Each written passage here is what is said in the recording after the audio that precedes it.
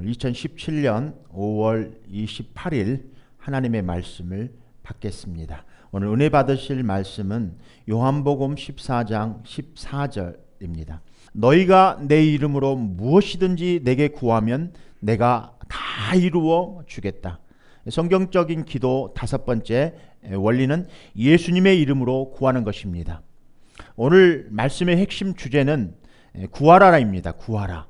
그런데 그리스도 안에서 거하면서 예수님의 이름으로 기도하는 원리들을 배우고 실천하는 것입니다. 이 말씀을 가지고 말씀을 전할 때 큰 은혜가 여러분들에게 임하시기를 다시 한번 주님의 이름으로 축복해 드리겠습니다. 우리 자리에 다시 한번 앉아 주시겠습니다. 질문을 먼저 여러분들에게 하면서 말씀을 시작하도록 하겠습니다. 여러분들 안에 계신 예수님께서 여러분들에게 이제 질문해 봅니다. 내 이름으로 무엇이든지 내게 구하면 내가 이루어 주겠다라는 말씀을 여러분들 어떻게 생각하시겠습니까? 미국에서 저는 처음 미국을 2009년 1월 9일 날 애틀란타에 도착했습니다. 오자마자 첫 번째 한 일이 뱅크에 가서 뱅크 어카운트를 여는 일이었습니다. 그래서 첫 번째로 104번에 있는 뱅크 오브 아메리카에 도착해서 뱅크 어카운트를 열었습니다. 처음에 와서 이 뱅크 어카운트에 수표를 주셨는데 책 사용을 잘 못해가지고 제가 바운드를 3번을 냈습니다. 제 은행에 잔고가 충분히 들어있는 줄 알고 책 사용을 계속했는데 은행으로부터 전화가 와서 은행을 갔는데 당신이 3번이나 은행 잔고가 없었는데 이게 은행에 잔고 없이 수표를 발행해서 바운드가 됐다라고 이렇게 저에게 설명을 해주셨습니다. 한국에는 없는 수표입니다. 미국에만 있는 수표입니다.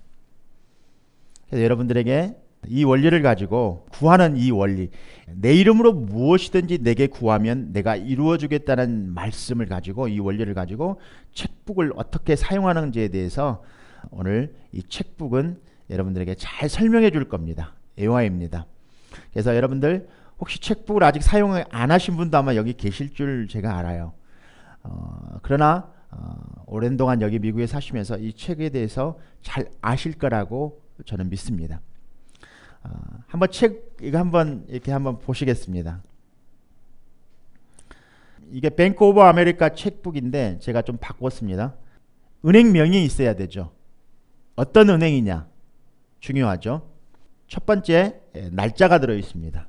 두 번째 받는 사람이 이렇게 적는 이름이 적어져 있습니다. 그리고 세 번째 달러라고 써져 있는 데다가 숫자로 이렇게 뭐 500불, 1000불, 10,000불 이렇게 기록해야 됩니다. 그리고 아라비아 숫자로 이걸 이제 기록해야 되죠. 그런데 책 네임에다가 이 사용 용도를 적어야 되고 거기 이제 마지막 다섯 번째다 사인을 해야 됩니다. 내 이름으로 무엇이든지 내게 구하면 내가 이루어주겠다는 말씀을 한번 써보겠습니다. 첫 번째입니다. 은행명은 하나님의 창고입니다. 두 번째, 금액은 원하는 것은 무엇이든지입니다. 조금 이따 쓰십시오.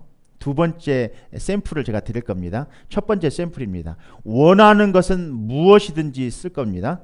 그리고 이 수표의 금액을 자기 이름에게 지급하여 주십시오라고 쓰십시오. 책의 이름에다 자기 이름 쓰시고요. 날짜, 오늘 날짜 쓰시고요. 그리고 이름을 받는 사람은 자기 이름, 은행명은 하나님의 창고라고 쓰십시오. 그리고 날짜 쓰시고요. 받는 사람은 자기 이름 쓰시고요. 거기에다가 이제 아라비아 숫자로 써봅니다. 500불 받고 싶으면 500불이라고 쓰시고 또 다른 것들에 대한 것들을 쓰고 싶으면 거기다 쓰십시오. 그리고 밑에다 아라비아 숫자나 100, 뭐 500 이렇게 쓰는 겁니다. 그런데 이것을 이렇게 가능케 해주는 우리의 크레딧이 누구냐? 이거를 보증해 줄 수 있는 분이 누구냐는 거예요. 그게 바로 예수 그리스도이십니다. 그리고 나서 사인을 하시면 됩니다. 두 번째입니다. 두 번째 책입니다. 첫 번째 책에다 그렇게 쓰시고요. 이게 그 받을 금액을 원하는 것은 무엇이든지입니다. 두 번째 책은 은행명은 똑같이 하나님의 창고이고 금액은 하나님 마음과 뜻에 맞으면 무엇이든지입니다. 이 수표의 금액을 자기 이름에게 이렇게 써서 적으시고요. 보증인은 예수 그리스도이십니다. 여러분, 이제 어떤 걸 여러분 두 가지 샘플 중에 선택하시겠습니까? 오늘 본문에 요한복음 14장 14절 본문에 너희가 내 이름으로 무엇이든지 내게 구하면 내가 다 이루어주겠다는 내 이름으로 무엇이든지 내게 구하면이란 이런 책의 금액을 원하는 것은 무엇이든지가 첫 번째이고요. 두 번째는 하나님 마음과 뜻에 맞으면 무엇이든지입니다.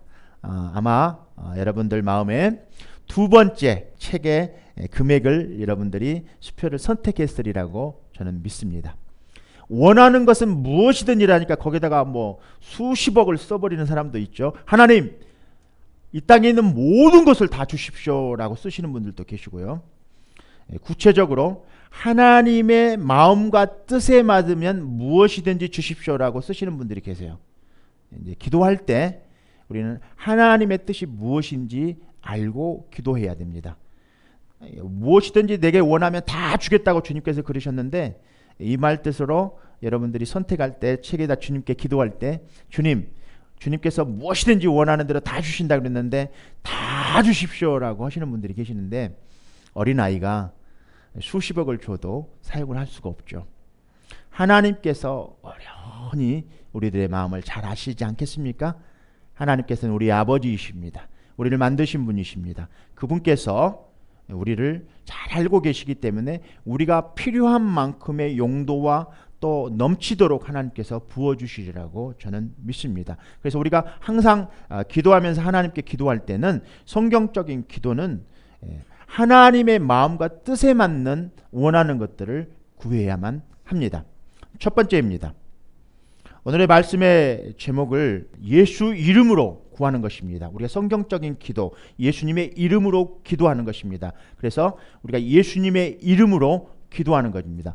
보통 예수님을 위하여서가 아니라 예수님의 이름으로 기도하는 것입니다. 많은 사람들이 기도할 때 보면은 예수님을 위하여라고 끝마치는 것을 보게 돼요. 기도할 때 보면 예수님을 위하여. 그런데 오늘 책북을 사용하는 것들을 여러분들 사용해 보셨습니다. 원하는 것은 무엇이든지라고 금액을 쓰는 게 아니고 하나님의 뜻, 마음과 뜻에 맞는 원하는 것들을 거기다 그렇게 쓰시는 겁니다. 하나님의 마음과 뜻에 맞으면 무엇이든지라고 금액란에다 그렇게 쓰셔야 됩니다. 보증인은 예수님이고 창고는 하나님이십니다. 받는 사람은 자기 이름을 쓰시면 됩니다. 기도할 때 원리인 것이죠. 자, 그러면 첫 번째 예수님을 위하여가 아니고 예수님의 이름입니다. 많은 부분들 예수님의 위하여라고 마지막 기도를 하면서 끝마치는 것들을 보게 됩니다. 그렇게 해서는 안 됩니다. 예수님을 위하여가 아니고 예수님의 이름으로입니다. 우리가 보통 예수님의 이름으로 기도하는 것과 예수님을 위하여 기도하는 것은 다릅니다. 그래서 우리는 예수님의 이름으로 기도해야 합니다. 기도하는 것은 나 자신을 위하는 것입니다. 자, 크게 한번 선포해 보겠습니다. 기도하는 것은 나 자신을 위하는 것입니다. 나의 필요를 위해서 기도하는 것입니다. 아멘. 예를 들어서 여러분들이 어려움에 처해 있습니다. 그래서 책을 가지고 수표를 가지고 은행에 가서 그 책을 넣습니다. 누군가 친구로부터 책을 받은 것도 있을 것이고 뭐 도네이션 받은 것도 있을 것이고 일을 해서 이제 책을 받은 것도 있을 것입니다. 책을 가지고 은행에 가서 책을 넣습니다. 그런데 은행 직원이 이렇게 물어볼 수도 있고 안 물어볼 수도 있습니다. 그러나 한국에서는 물어봅니다. 여기서는 안 물어보더라고요. 근데 원래 관례가 통장에 잔고가 있는가 없는가를 확인하고 책을 넣어야 됩니다. 분명히 잔고에 몇 월 며칠자로 이 통장에 돈이 빠져나갑니다라고 책에 날짜를 썼는데 그 날짜에 안에 돈이 없으면 이 책은 바운드가 납니다. 근데 저 같은 경우에 3번 바운드를 냈는데 처음이니까 3번 다 용서를 해줬습니다. 그래서 3번 다 바운드 피를 물지 않고 넘어갔고요. 그 이후에도 바운드를 한 번 낸 적이 있었는데 또 한 번 용서를 해주신 적이 있습니다. 그렇게 은행은 저에게 관대했습니다. 그러나 당신의 돈의 잔고가 얼마 이렇게 과거에 있었는 것을 알기 때문에 당신은 크레딧에 문제가 없습니다라고 용서를 해주신 경우가 있었습니다. 방금 장로님이 말씀하시는 경우도 있을지 모르겠습니다. 그러나 이제 보통 사람들은 보통 사람들은 그렇지 않는 것을 보게 됩니다. 그러나 이제 은행에서 하는 일들이니까. 그런데 제가 오늘 예화로 든 거는 보통 객관적인 사실을 그냥 얘기하는 것입니다. 여러분들이 객관적인 사실을 이해하셨으면 좋겠습니다. 보통 우리가 책을 받으면 그 책에 대한 은행 직원이 그 통장 안에 얼마가 들어있습니까? 라고 물어봅니다. 그렇지 않으면 아마 이 책을 거절할 수도 있습니다. 이와 마찬가지로 우리가 예수님을 위하여 라고 기도할 때, 예수님을 위하여, 잘 생각해 보십시오. 예수님을 위하여 기도할 때 마치 여러분들의 창고의 계좌가 하나도 없는 상태에서 수표를 현금으로 달라고 바꿔달라고 한 것 같습니다. 그래서 예수님과는 우리는 다릅니다. 그래서 여러분의 통장 잔고처럼 천국의 어떤 보장도 여러분들은 주어져 있지 않습니다. 하지만 은행 계좌를 가지고 있는 어떤 부자가 사인한 수표를 가지고 은행에 간다면 더 이상 어떤 질문도 하지 않을 것입니다. 그냥 은행 직원이 돈을 내줄 것입니다. 예수님은 천국에서 우리의 크레딧이 되시는 분입니다. 크게 한번 선포해 봅니다. 예수님은 천국에서 우리의 크레딧이 되십니다. 천국에서 우리의 크레딧이 되십니다. 다시 말해서 예수님은 수표를 현금으로 바꾸기 위해, 즉 기도 응답을 받기 위해 우리가 필요한 모든 예금 잔고를 갖고 계시는 분입니다. 그래서 하나님은 그분의 자녀가 예수 그리스도의 이름으로 믿음 가운데 기도할 때 하늘나라의 보장이신 예수님을 통해서 우리의 기도에 응답하십니다.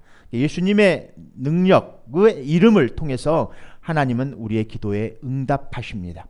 성경에서 말하고 있는 예수님의 모습 중에서 예수님은 중보자 되십니다. 그리고 그리스도의 모습은 우리에게 기쁨과 감사와 위로가 됩니다. 디모데전서 2장 5절입니다. 하나님은 한 분이십니다. 그리고 하나님과 사람 사이의 중보도 한 분이시니 곧 사람이신 그리스도 예수라. 위의 말씀에서 중보도 한 분이시라고 말씀하셨기 때문에 우리는 오직 예수님 한 분만이 하나님과 우리 사이의 중보자 되심을 알 수 있습니다. 또 다른 성경의 표현으로 보면은 예수님을 요한복음 3장 16장에는 예수님을 독생자라고 하셨습니다. 그래서 예수님 외에는 다른 이가 없습니다. 아멘. 이 사실을 아는 것이 중요합니다. 그래서 이 말씀이 우리로 하여금 예수님만 바라보게 할 수 있는 것입니다. 예수님은 우리의 중보자이십니다. 크게 선포해 봅니다. 예수님은 우리의 중보자이십니다. 예수님은 우리의 중재자이십니다. 예수님은 우리의 변호인이 되십니다. 또한 우리의 주님이십니다. 예수님은 하나님 아버지와 우리 사이를 연결해 주시는 분이십니다. 그래서 성경 어디에도 자기를 위해서 기도하라고 가르치신 것을 발견할 수가 없습니다. 예수님을 위하여 기도하라고 가르친 적이 없습니다. 예수님의 이름으로 제자들에게 늘 그렇게 기도하라고 가르치셨습니다. 우리는 기도할 때 확실히 하나님의 보좌 앞에 이르도록 우리의 기도가 하려면은 이 기도의 규칙을 따라서 하나님 앞에 나아가야만 합니다. 요한복음 14장 4절의 문맥은 이 약속이 예수님의 제자와 그의 뜻대로 행하기를 갈망하는 사람들을 위한 것임을 말해줍니다. 그래서 예수님의 이름은 기도는 합법적인 권위입니다. 아멘. 그래서 예수님이 이름을 사용하는 것은 어떤 마술적인 결과를 일으키는 것들이 아닙니다. 그래서 예수님이 이름을 사용하는 것은 그분의 인격을 취하는 것입니다. 잘 들으셔야만 합니다. 우리가 예수님의 이름을 사용하는 것은 어떤 마술을 행하기 위해서 행하는 것들이 아닙니다. 예수님의 인격을 취하는 것입니다. 우리가 예수님의 이름을 믿는 것은, 예수님을 믿는 것은 그분의 인격을 믿는 것입니다. 아멘.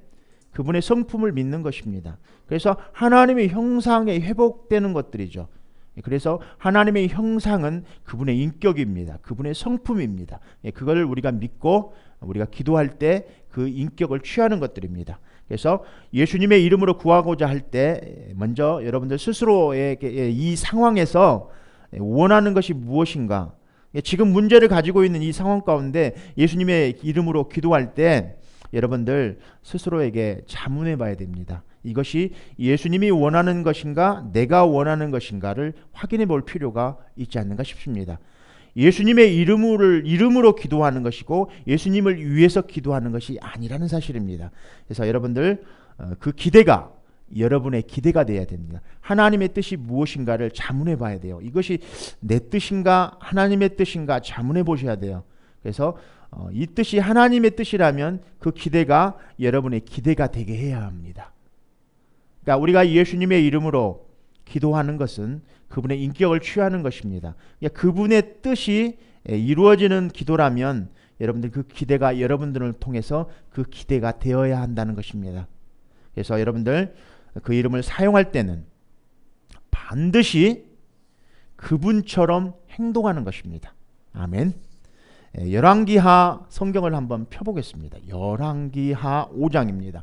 열왕기하 5장을 펴보겠습니다. 제 성경으로 열왕기하 5장입니다. 제 성경으로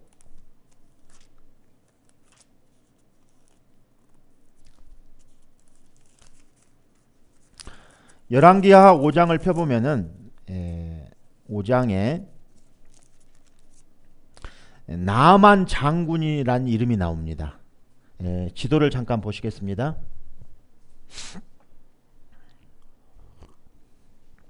여기를 주목해 주십시오.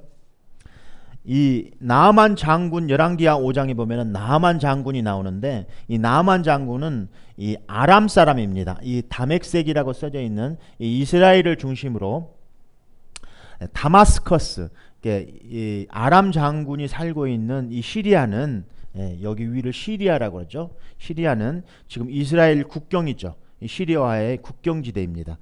우리 성경에 보면은 바울이 예수님의 빛이 임한 장소가 어디였냐면 다멕색 도상입니다. 다멕색이라고 써져 있죠. 이거를 히브리어 그 나라 명칭으로 하면 다마스커스입니다. 그것이 바로 아람 지역입니다. 아람 지역의 수도가 다마스커스입니다. 그래서 이 지리적인 명칭을 여러분들이 아셔야만 합니다. 다음 사진 넘겨주시고요. 나병 환자 나아만, 아람이라는 나라의 군대 장관 나아만 장군이 있었습니다. 그래서 왕 다음 가는 왕 아람 왕 다음으로 두 번째 서열 두 번째입니다. 이 나아만 장군이 그런데 나병 환자였습니다. 나병에 걸린 것입니다. 집에 있는 이제 여종이 나병에 걸려 있는 나아만 장군을 보고 불쌍한 마음이 들었겠죠. 그리고 이제 이웃의 정보를 좀 들었겠죠. 이 여종이 부인에게 나아만 장군 부인에게 이렇게 말을 합니다. 사마리아에 있는 예언자 엘리사의 이야기를 해주었습니다. 우리 성경을 보시면은 5장에 보면은 3절입니다. 그 소녀가 여주인에게 말했습니다. 그 소녀는 2절을 보니까 나아만 아내의 시중을 들었습니다. 나아만 아내의 시중, 부인의 시중을 드는 여종이 그 소녀가 여주인에게 말했습니다. 주인님이 사마리아에 사는 예언자를 만나보시면 좋겠습니다. 그 예언자는 주인님의 병을 고칠 수 있을 것입니다. 그래서 나만 왕에게 가서 이스라엘에서 잡아온 소녀가 한 말을 일러주었습니다. 나만 장군이 아람 왕에게 나아가서 이스라엘에서 잡아온 여종이 이런 이야기를 하더라고요. 사마리아에 가면 엘리사라는 이 예언자가 있는데 병을 고칠 수 있다는 거예요. 그래서 5절입니다. 아람 왕이 말했습니다. 그렇다면 가보시오. 내가 이스라엘 왕에게 편지를 하나 써 보내주겠소. 나아만은 은 10달러 가량과 금 6,000세겔과 옷 10벌을 가지고 길을 떠났습니다. 6절입니다. 나아만은 이스라엘 왕에게 편지를 전해주었습니다. 이제 가서 나아만이 이스라엘 왕에게 아람 왕이 편지 써준 편지를 이렇게 전해주었습니다. 그 편지에는 내 종 나아만을 왕에게 보내니 그의 문둥병을 고쳐주시오라고 적혀 있었습니다. 7절을 보니까 그 편지를 읽은 이스라엘 왕은 기가 막혀 자기 옷을 찢었습니다. 왕이 말했습니다. 나는 하나님이 아니다. 내가 어떻게 사람을 죽이기도 하고 살리기도 하겠느냐? 어찌하여 이렇게 사람을 보내어 나더러 문둥병을 고치라 하느냐? 아람 왕이 사울 구시를 찾으려고 이런 일을 꾸민 것이 틀림없다. 하나님의 사람인 엘리사는 이스라엘 왕이 자기 옷을 찢었다는 소식을 들었습니다. 그래서 왕에게 심부름꾼을 보내어 말했습니다. 어찌하여 옷을 찢으셨습니까? 그 사람을 나에게 보내주십시오. 이스라엘의 예언자가 있음을 그에게 알려주겠습니다.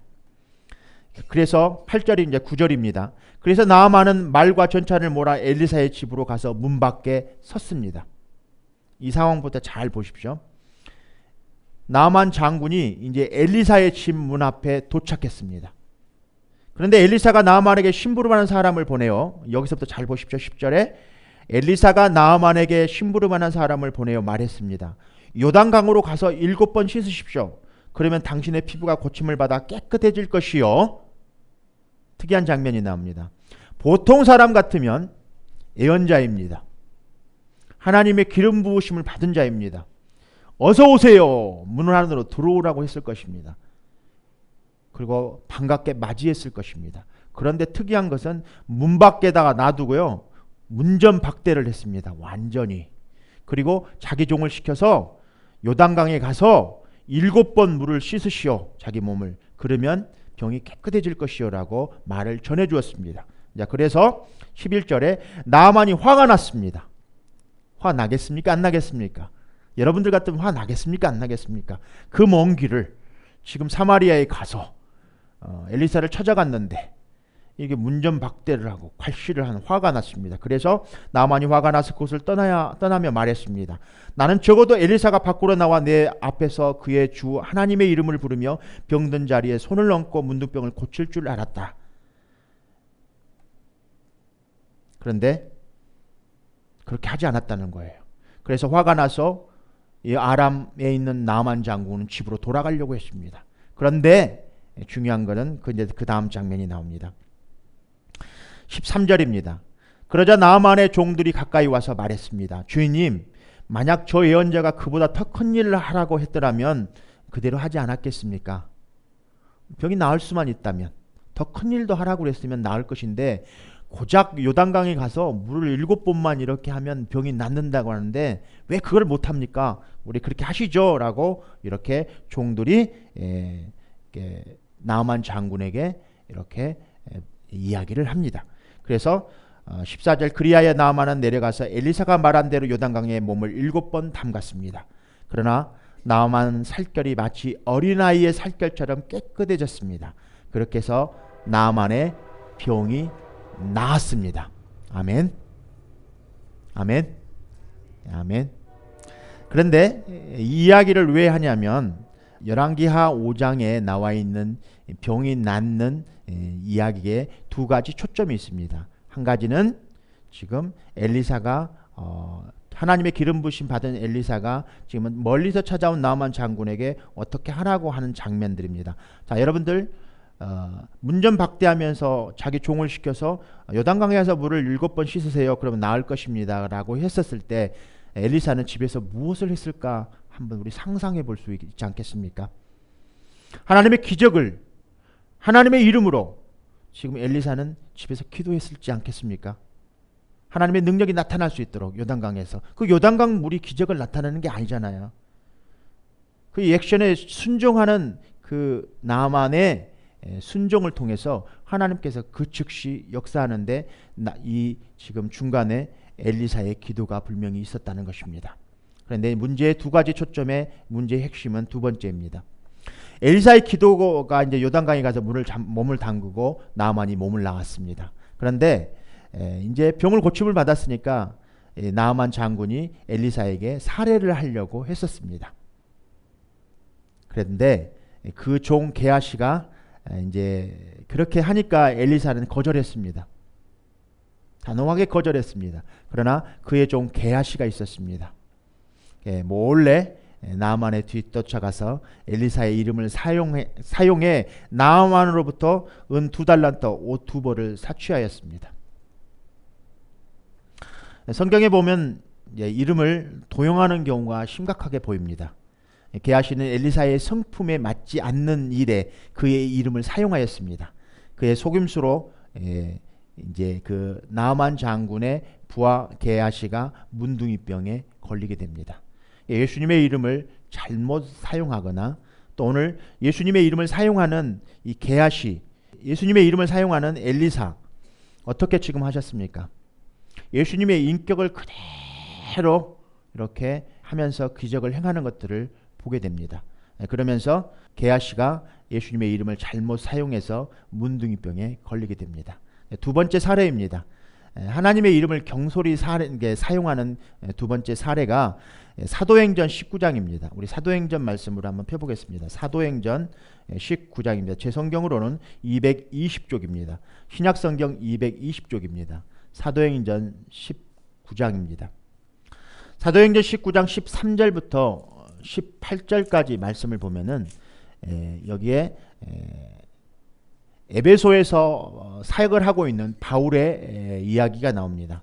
이제 바울이 에베소에서 이제 사역을 시작하면서 기적을 행하고 귀신을 쫓아내고 예수님의 이름으로 모든 일들을 예수님의 이름으로 에베소 교인들을 가르치시고 또 그곳에 에베소에 성행하는 이단 또 잘못되어 있는 모든 것들을 가르치고 천국 복음을 전하고 또 그들을 치유하며 복음을 전하고 있었습니다.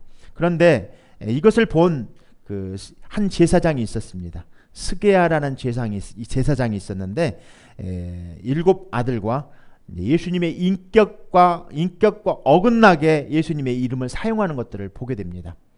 예수님께서 성경에 이 땅에 오셔서 하나님이신 그분이 어떻게 사역을 하실 때 하나님의 인격을 사용하셨는가를 우리는 보면 합니다. 굉장히 인격적이셨습니다.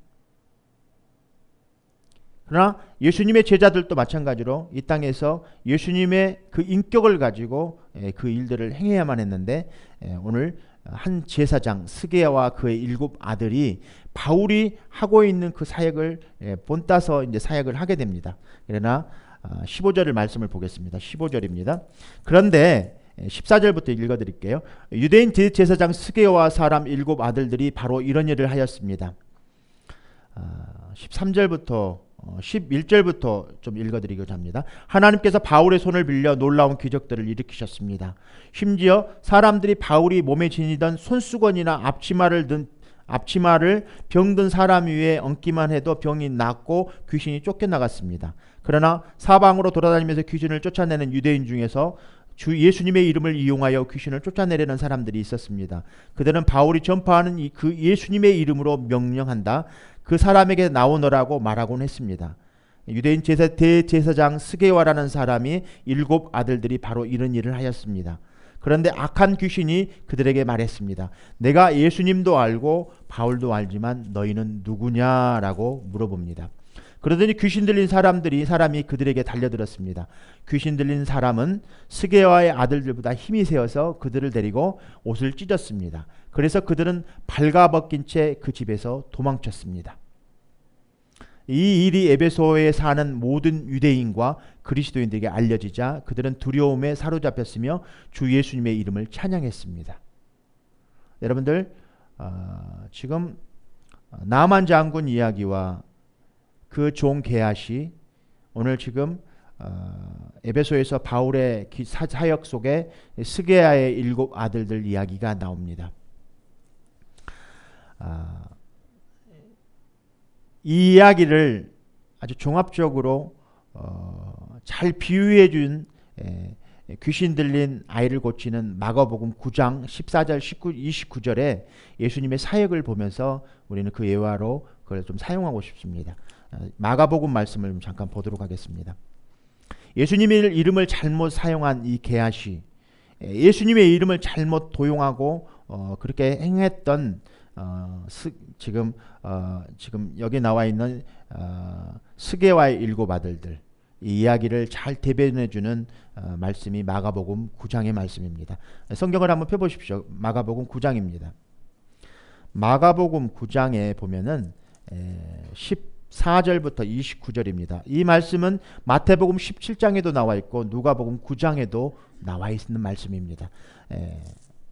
마가복음 9장 14절부터 말씀을 좀 보도록 하겠습니다. 예수님과 세 제자들이 나머지 다른 제자들에게 돌아왔을 때 이들은 많은 사람들에게 둘러싸여 몇몇 율법학자들과 논쟁을 벌이고 있었습니다. 모여있던 모든 사람들이 예수님을 보자 놀라워하며 예수님께 인사하러 달려왔습니다. 예수님께서 물으셨습니다. 율법학자들과 무엇 때문에 논쟁하고 있었느냐? 무리 중에 한 사람이 대답했습니다. 선생님, 더러운 귀신이 들려서 말을 못하는 제 아들을 데리고 왔습니다. 귀신 들려 말을 못하는 아들을 데리고 왔습니다. 사건이 이제 시작이 됩니다. 18절입니다. 그 귀신이 아들을 사로잡으면 아이가 땅에 넘어집니다. 그러면 입에 거품을 물고 이를 갈면서 몸이 뻣뻣해집니다. 제가 제자들에게 귀신을 쫓아달라고 했는데 하지 못하였습니다. 예수님께서 대답하셨습니다. 19절입니다. 이 믿음 없는 세대여, 내가 얼마나 너희와 함께 있어야 하느냐? 내가 너희를 얼마나 더 두고 보아야 하느냐? 그를 내게로 데리고 와라. 제자들이 소년을 예수님께 데리고 왔습니다. 악한 귀신이 예수님을 보자마자 소년에게 경련을 일으켰습니다. 소년은 넘어져서 입에 거품을 물며 땅에 나둥그렇습니다. 21절입니다. 예수님께서 그 소년의 아버지에게 물으셨습니다. 이렇게 된 지가 얼마나 되었느냐? 어려서부터입니다. 귀신이 자주 아이를 죽이려고 불속이나 물속에 내어던지기도 하였습니다. 할 수만 있다면 불쌍히 여기시고 도와주십시오라고 말하고 있습니다. 할 수만 있다면 불쌍히 여기시고 도와주십시오. 할 수만 있다면이라 이렇게 동그라미를 한번 쳐보십시오. 23절입니다. 예수님께서 그에게 말씀하셨습니다. 할 수만 있다면이 무슨 말이냐? 믿는 사람에게는 모든 것이 가능하다. 우리 크게 한번 선포해 보겠습니다. 믿는 사람에게는 모든 것이 가능하다. 24절입니다. 소년의 아버지가 즉시 소리쳤습니다. 제가 믿습니다. 제 믿음 없는 것을 도와주십시오. 예수님께서 많은 사람들이 달려와 모여드는 것을 보시고 더러운 귀신을 꾸짖으셨습니다. 이 듣지 못하고 말 못하게 하는 귀신아, 내가 너에게 명령한다. 소년에게서 나와 다시는 들어가지 마라. 더러운 귀신은 소리를 지르고 소년에게 경련을 일으키게 하고 나갔습니다. 소년은 마치 시체처럼 되었습니다. 그래서 사람들이 죽었다라고 말했습니다. 그러나 예수님께서 손을 잡고 일으키자 소년이 일어났습니다. 예수님께서 집으로 돌아가셨을 때 제자들이 조용히 여쭈었습니다. 여기 잘 보십시오. 어째서 우리는 내쫓지 못했습니까? 라고 물어봅니다. 어째서 우리는 내쫓지 못했습니까? 예수님의 제자들이 이 귀신 들린 아이에게 명령했습니다. 그러나 나가지 않았습니다. 지금 사도행전 말씀에도 스게야의 7 아들들이 이와 똑같은 일을 행했습니다. 예수님의 제자들도 이와 같은 똑같은 일을 했습니다. 그러나 이런 일들이 귀신이 떠나가지 않는 거예요. 그런데 예수님의 제자들이 예수님께 물어보는 거예요. 어째서 우리는 내쫓지 못했습니까? 라고 물어봅니다. 자, 29절 크게 같이 읽겠습니다. 예수님께서 이런 종류의 귀신은 오직 기도로만 쫓아낼 수 있다고 대답하셨습니다. 우리 크게 한번 읽어보겠습니다. 예수님께서 이런 종류의 귀신은 오직 기도로만 쫓아낼 수 있다고 대답하셨습니다. 그렇다면 열왕기 하에 나와 있는 엘리사의 행한 행동은 그 종 게하시가 예수님의 이름을 잘못 사용했고 스게야 아들들이 예수님의 이름을 잘못 사용해서 일어난 일들을 이 엘리사는 바르게 행했던 것입니다. 그래서 나아만이 병에 나았던 것입니다. 예수님의 제자들도 똑같은 일을 행했는데도 불구하고 귀신 들린 자가 떠나가지 않았습니다. 거품 물고 나둥거려지는 이 귀신 들린 아이의 귀신이 떠나가지 않았습니다. 그래서 예수님께 물어보는 거예요. 우리는 왜 이런 일들이 일어나지 않습니까? 라고 물어봤습니다. 그러나 예수님께서 답을 확실하게 오늘 마가복음 9장 29절에 말씀해 주셨습니다. 예수님께 이런 종류의 귀신은 오직 기도로만 쫓아낼 수 있다라고 말씀해 주시고 계십니다.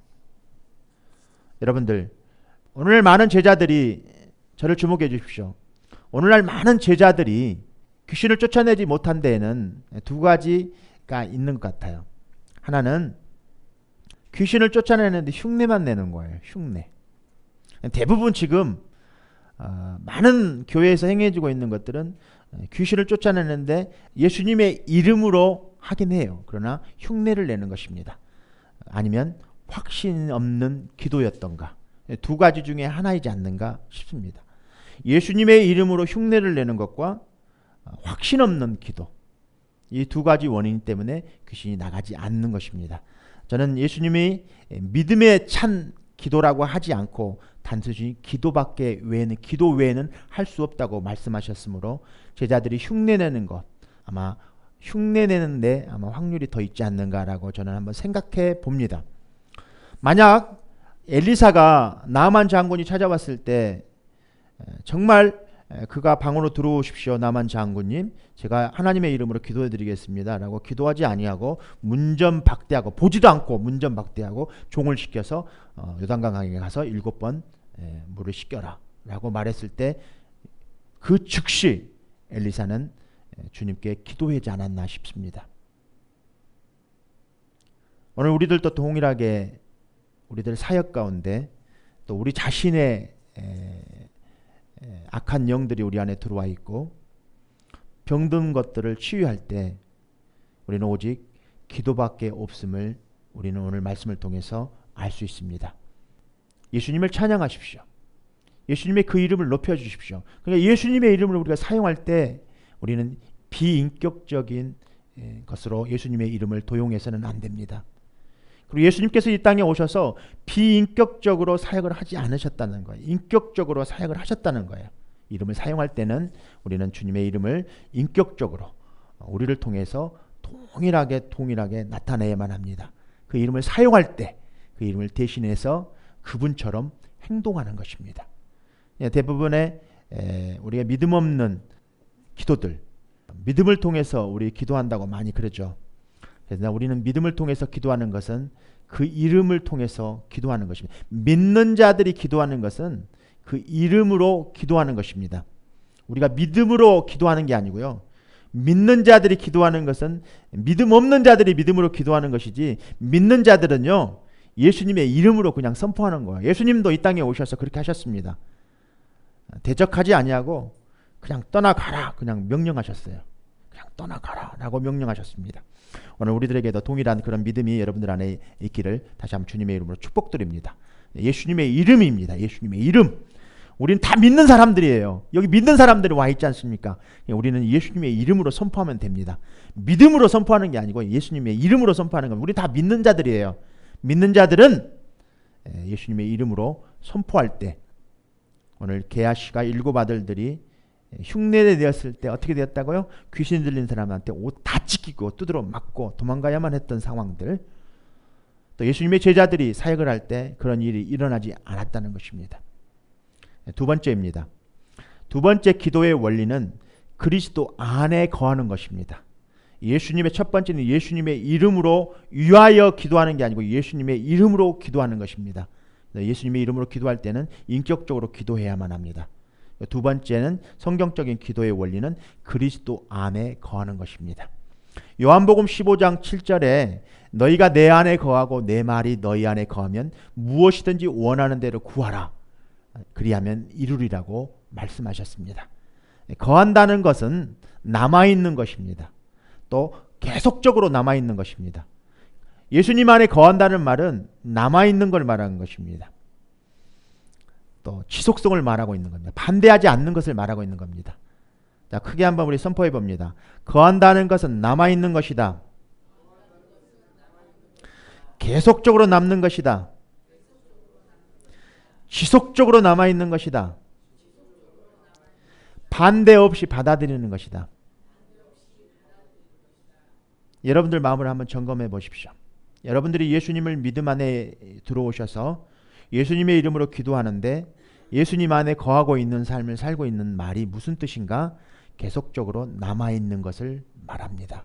일시적으로, 그냥 일시적으로 주님 오늘 하루, 오늘 주님 내가 주님을 믿습니다라고 일시적으로 오늘 하루 잠깐 남아있는 게 아니라 계속적으로 주님 안에 남아서 예수님의 이름으로 기도하는 것입니다. 아멘. 여러분들 중요한 원리입니다. 그리스도의 말씀, 이것이 여러분들 안에서 지속적으로 남아있게 되기를 다시 한번 주님의 이름으로 축복드립니다. 그렇다면 그 주님의 말씀이 여러분들의 사고 의식이나 기도의 방법에 영향을 받게 될 것입니다. 여러분들이 하나님의 말씀이 여러분 안에 없기 때문에, 하나님의 안에 거한다라는 것은 하나님의 말씀이 여러분들 안에 지속적으로 남아있는 걸 말하는 겁니다.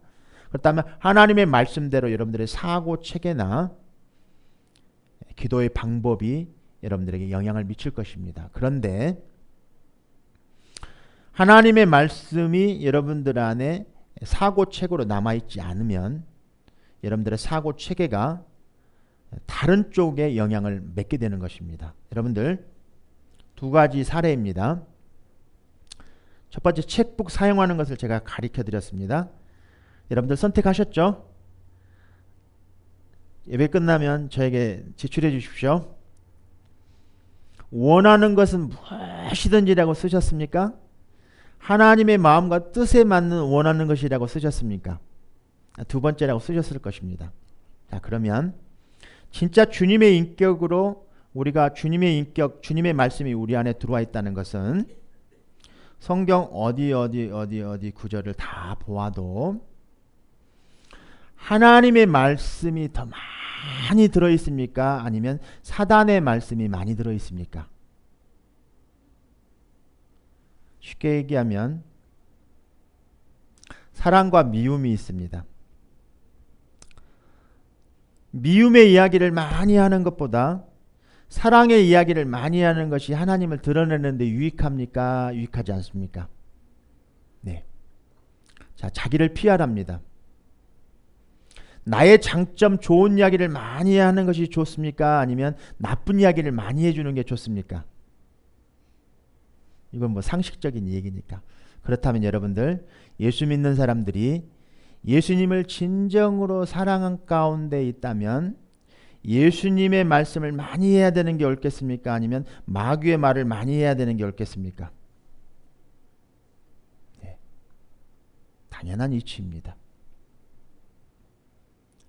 여러분들의 입술에서 예수님의 사랑과 이야기를 더 많이 하십시오.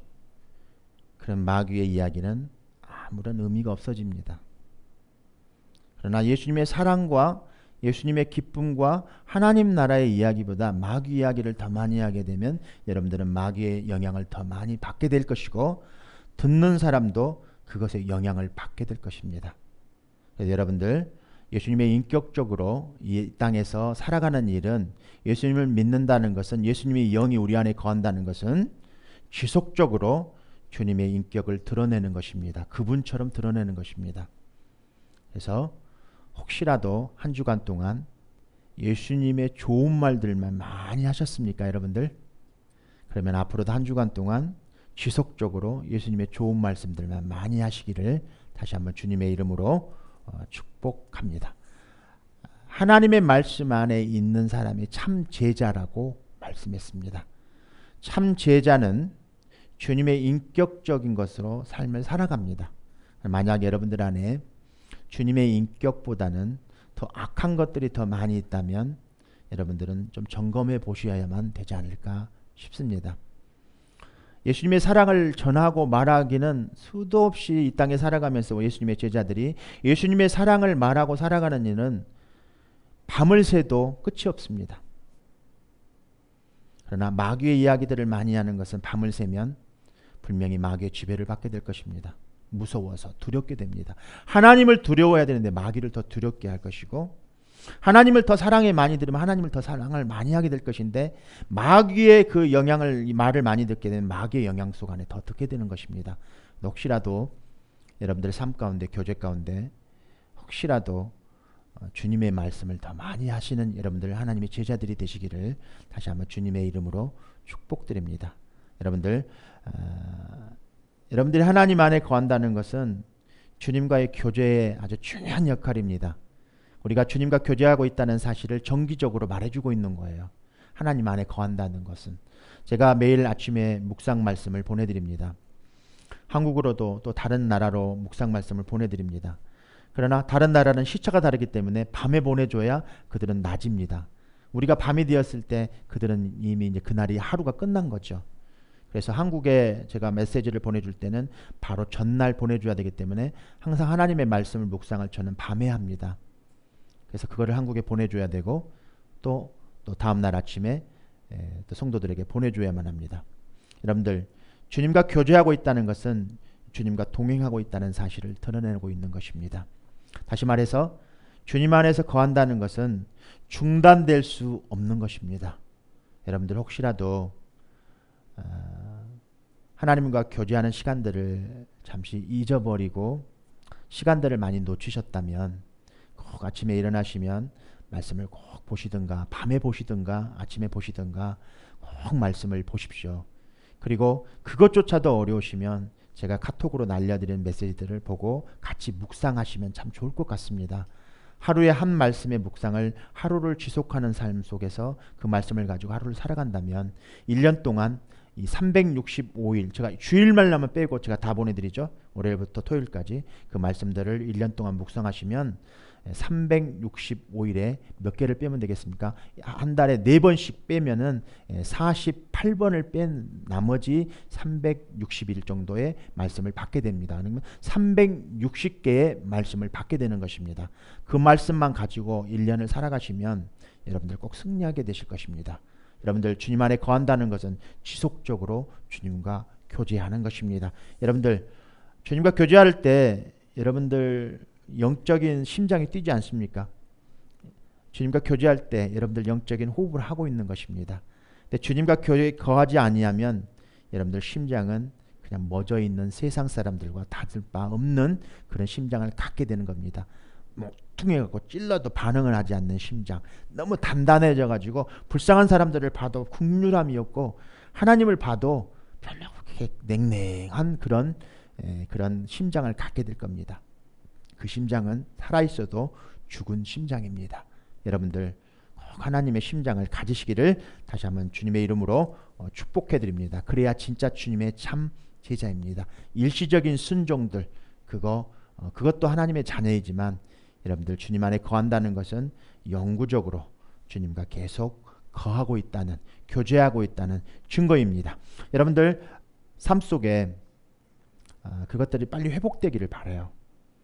일명 보통 큐티라고 하는데 보통 큐티가 여러분들 안에서 계속 이루어지게 되면 참 좋겠습니다. 저희 청년 때 큐티를 쭉 해오면서 지금은 제 스스로 그냥 큐티를 하게 되는데 여러분도 올 1년 동안 2017년 동안 이 큐티가 여러분들 안에서 이렇게 되게 되면 2018년도에는 제가 이 말씀들을 안 보내줘도 여러분들 스스로 하나님 말씀을 찾아서 여러분들이 먹고 자라가는 그런 좀 성장한 여러분들이 되실 줄을 저는 믿습니다. 여러분들 삶 속에 실질적으로 이것들을 한번 사용해 보십시오. 예를 들어서 여러분들 자동차 다 있으시죠? 그 법적 권한이 누구 겁니까? 그거 자동차 여러분들 소유하고 있는 소유주 거 아닙니까? 그런데 여러분들 거라는 것을 증명할 수 있는 것이 무엇이 있습니까? 여러분들의 자동차가 여러분 거라는 걸 증명할 수 있는 게 무엇입니까? 법적인 서류가 있으면 되지 않겠습니까? 그리고 여러분들 가지고 있는 키가 있으면 되지 않겠습니까? 그리고 여러분들 면허증이 있으면 되지 않겠습니까? 그러면 운전할 수 있는 거죠. 그런데 그 차가 법적으로 당신 건데 여러분들이 권리를 가지고 있습니다. 그런데 차를 운전하는 데는 믿음 같은 것은 사실 필요치 않습니다. 그렇죠? 내 것인데 내 거를 내가 운전하는데 여러분들 믿음을 가지고 운전하지 않지 않습니까? 예수님을 믿는 사람들은 그와 동일합니다. 예수를 믿는 사람들은 그냥 예수님의 이름을 사용하면 되는 거예요. 여러분들 것이니까. 이 땅에 주신 하나님께서 주신 권세들 그냥 예수님의 이름으로 여러분들 사용하시는 여러분들 되시기를 다시 한번 주님의 이름으로 축원드립니다. 결론의 말씀으로 오늘 구하라 그랬습니다. 그리고 예수님의 이름으로 구하십시오. 그리고 예수님 안에서 거하십시오. 예수님의 이름으로 구하는 거예요. 그리고 예수님 안에서 계속 거하면서 구하십시오. 그런 여러분들 삶이 즉각적으로 지금 순종해 드릴 때, 즉시 여러분들 순종해 드릴 때 여러분들의 삶에 그러한 역사가 일어나게 되는데 분명히 오늘 두 예화를 드렸습니다. 나만 장군의 예화와 또 사도행전에 나와 있는 스게야의 7 아들의 예화를 통해서 예수님의 이름을 잘못 사용하는 경우를 예화로 들어드렸습니다. 그러나 엘리사의 그런 믿음 있는 기도 그를 통해서 하나님의 인격적인 것들을 사용할 때 인격적으로 사용하시는 것들을 보게 되었습니다. 예수님께서 마가복음 말씀에 단호하게 말씀해 주셨습니다. 기도 외에는 다른 것이 없다.